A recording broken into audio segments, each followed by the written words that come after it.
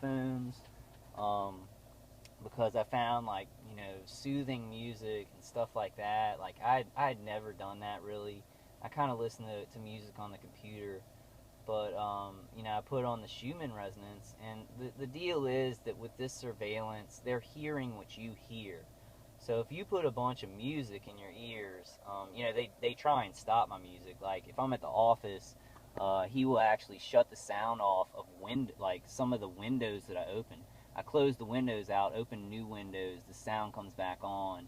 Or he'll stop, like he stops my phone, like I'll go on YouTube and try and listen to something, and they'll stop what I'm watching. I really don't know how they do that, but it's they're in our phones and in our computers.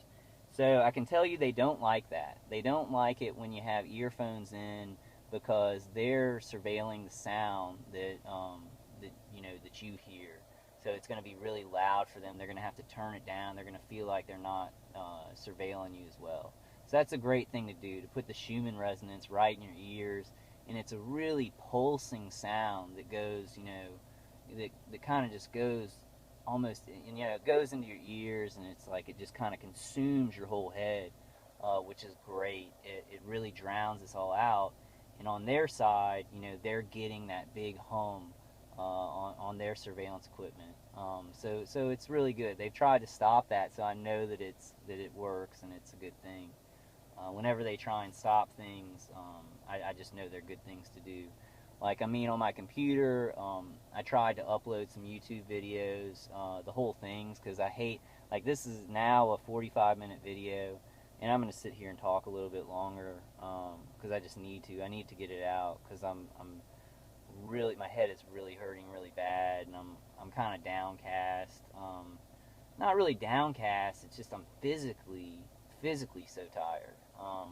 I don't feel spiritually tired, but y'all can kind of listen to me, and I'm not, I will if I don't stay on a subject, and it's not because they've hit me in the head. If I don't stay on a subject, I will forget what I'm talking about, because they're really staying on top of that remote neural monitoring. I don't know what they do with memories, but the other night I kept going downstairs, because I was going to put my little my brace for my arm, because I broke my arm, which I took off recently. But I kept going downstairs, and I couldn't remember what I was doing.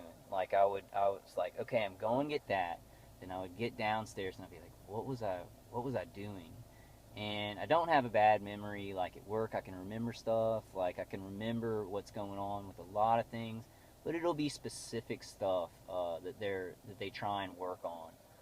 But then, like, about 3 minutes later, I was sitting in bed, and because they weren't working on,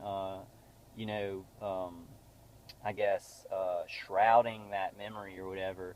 And I was like, yeah, I was going down to get my splint. So, it's like, if they don't stay on top of it, you will eventually remember, what you're trying to do. And I mean, that just goes to show you, like, how powerful this technology is, and why they think that they can just get away with it. These microwaves, once they kind of get in tune with your frequency, and I've seen this, they're capable of doing a whole lot more, with your mind. They haven't been able to control me or anything. They haven't been able to control where I go or control my actions or anything like that. I don't think they ever will. I watch that video by Omnisense, and I'm not sure what it's called. And I'll post it. I think I'll post the link on this video. I don't think he'll mind. It's really good. I don't know, if you just become a target individual and you don't feel a lot of the remote neural monitoring stuff, you shouldn't really worry about it. And I'm not trying to scare anybody, but we should be prepared for the extent this technology, like the effects it can have on us, because I've just found that they increase what they're doing to you as this goes on, which is also it's a slick wheel of evil. I mean, evil is being really slick here, because when somebody says that, when they start out with saying they hear a high-pitched sound, and then a few years later, they're like, wow, my memories are being affected, or, stuff's being microwaved into my brain, or, you know, my head's being played around with. I mean, that is like somebody will be like, that's schizophrenia. So this is very well oiled evil. It's definitely not impossible, but we have to understand like how people perceive things, how people when a technology like this is introduced this way, how evil it can be, how it can trick people, and when they add a lot of other variables to the vehicular stalking, they're adding variables about, like, you know, people not believing you, you looking crazy, so they muddy this water, and it's harder for people to see the truth. So we've got to clear the water with as much awareness as we can. Um, you know, I know it's really hard.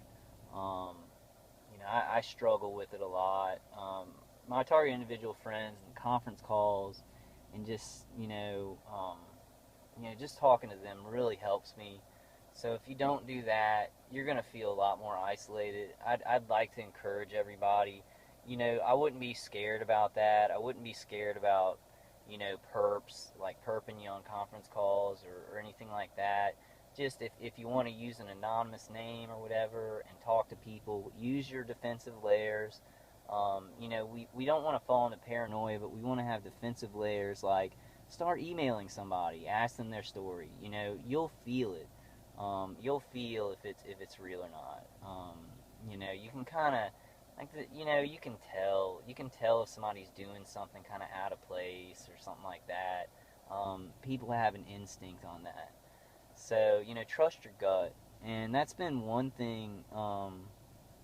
That's been one thing that has really helped me. I think to not give them as much control. I'm a very emotional person.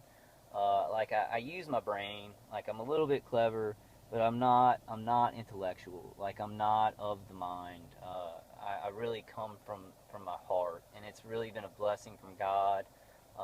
Other people, you know, other TIs, it seems like we come more and more from the heart.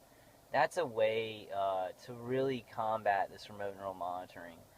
If you're really of the mind and you're not paying attention to who you are and what you feel in your heart, you know, the synthetic telepathy can slip in. They start, you know, putting stuff in, and, you know, you really question things. You start questioning yourself.